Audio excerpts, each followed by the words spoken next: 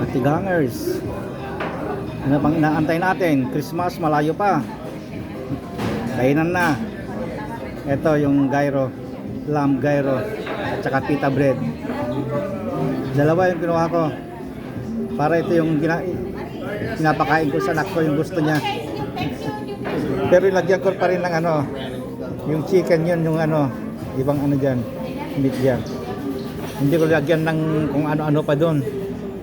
Tama na yan. At saka sabaw namin ay lentil. Pero hindi ako kumuha na, yung sabaw niya lang. Kasi yung ano yun eh, panakamugo namin dito eh. Tama na yung sabaw. Sabaw lang pwede na.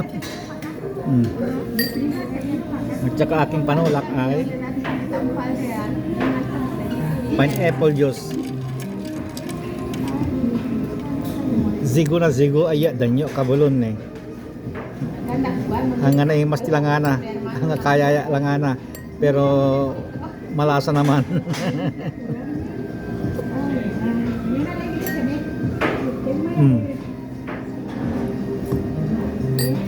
Okay naman.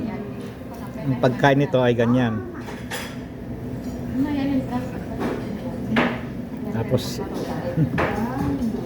kailangan malaki ang bunganga para maisubo. Okay, okay. Bye-bye. Kainan na ha.